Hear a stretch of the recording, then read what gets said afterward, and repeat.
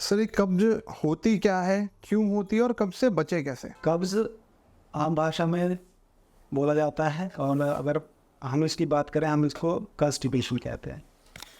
इसमें जब पेशेंट को लैट्रिन या स्टूल पास करने में बहुत डिफ़िकल्टी होती है, बहुत हार्ड हो जाता है स्टूल और बहुत ज़ोर लगाना पड़ता है, या हफ्ते में 3 बार या उससे भी कम जाना पड़ रहा है, या एक बार गया और कम्प्लीटली नहीं निकल रहा है और उसको लगता है कि इनकम्प्लीट इक्वेशन है, बार बार जाना पड़ेगा और जोर लगाना पड़ेगा, तो इस सबको हम कॉन्स्टिपेशन कहते हैं, ये कब्ज़ कहते हैं।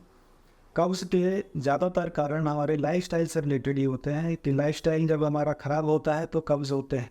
और कुछ बीमारियाँ भी हैं ऐसी, जैसे कि डायबिटीज़ है, पार्किंसंस डिजीज़ है, ये न्यूरोलॉजिकल इलनेस होती है जिनमें पेशेंट बेड रिडन हो जाता है या उसकी मूवमेंट कम हो जाते हैं मसल के, उनमें भी कॉन्स्टिपेशन हो जाता है।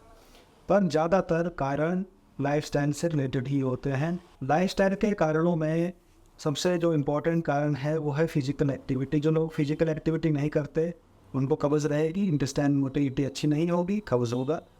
जो लोग बहुत कम फाइबर खाते हैं, सलाद नहीं खाते खाने में, फ्रूट्स नहीं खाते, उनको भी कब्ज़ होने का चांस बढ़ जाता है। नॉन वेजिटेरियन जो ज़्यादा खाते हैं उनमें भी ज़्यादा कब्ज़ का चांस बढ़ जाता है। इसके अलावा जो पानी बहुत कम पीते हैं उनमें भी कब्ज़ का चांस ज़्यादा बढ़ जाता है, क्योंकि ल्यूब्रिकेटिंग नहीं हो पाता स्टूल और वो चिपक जाता है इंटेस्टाइन से। और कुछ लोग होते हैं पॉलीफार्मेसी खाते हैं, मतलब बहुत सारी दवाइयाँ खाते हैं डिफरेंट इलनेस के लिए, एक साथ उनको खा लेते हैं। वो अंदर इंटेस्टाइन में जाके रिएक्शन करती हैं, इंटेस्टाइन की मोटिलिटी को स्लो कर देती हैं, जिसके कारण कब्ज़ होने का चांस बढ़ जाता है।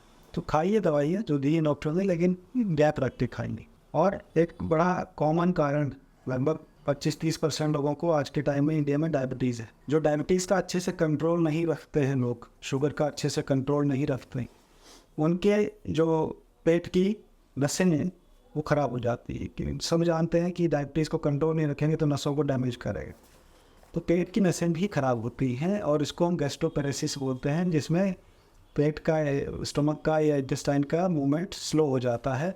और स्लो होने के कारण इंटेस्टाइन की मोटिलिटी नहीं रहेगी, तो आपका खाना खाया हुआ वही रहेगा, तो एब्जॉर्प्शन वाटर का ज़्यादा हो जाएगा और स्टूल चिपक जाएगा और डिफ़िकल्ट टू पास होगा, कॉन्स्टिपेशन हो जाएगा। अब इससे बचने के तरीके क्या हैं? किसी को कॉन्स्टिपेशन हो गया तो क्या करना चाहिए?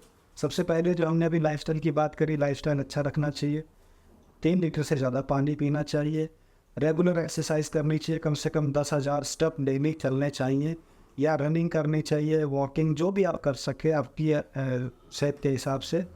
और सलाद ज़रूर खाइए, 3 बार सलाद खाना चाहिए। डिनर आपको जल्दी कर लेना चाहिए, 7 बजे के आसपास डिनर कर लेना चाहिए। और डिनर के और सोने के बीच में कम से कम 3 घंटे का गैप रखें, ताकि खाना आगे चला जाए और डाइजेशन प्रोसेस शुरू हो जाए जब सोने जाए, बेड पे लेटने जाए। इसके अलावा कुछ दवाइयाँ आती हैं, स्टूल सॉफ्टनर आते हैं, मोटिलिटी बढ़ाने की दवाई आती हैं, तो वो डिपेंड करता है कि आपको किस टाइप का कॉन्स्टिपेशन है। कई लोगों को स्लो ट्रांजिट कॉन्स्टिपेशन होता है, मतलब आपकी इंटेस्टाइन की मोटिलिटी स्लो है, तो उनको ऐसी दवाई दी जाती है जो इंटेस्टाइन की मोटिलिटी को बढ़ाती है, वो ठीक हो जाते हैं। कई लोगों को पॉलीफार्मेसी के कारण होता है, ओपियोइड्स खाते हैं, ऐसी दवाइयाँ जो मोटिलिटी कम करती है, तो वो दवाइयाँ रोकनी पड़ेंगी। और कई लोगों को मल्टीपल कारण एक साथ होते हैं, तो उनको स्टूल सॉफ्टनर वगैरह दिए जाते हैं लाइफस्टाइल मॉडिफिकेशन के अलावा। तो ये सब करें तो कॉन्स्टिपेशन से बच सकते हैं। धन्यवाद।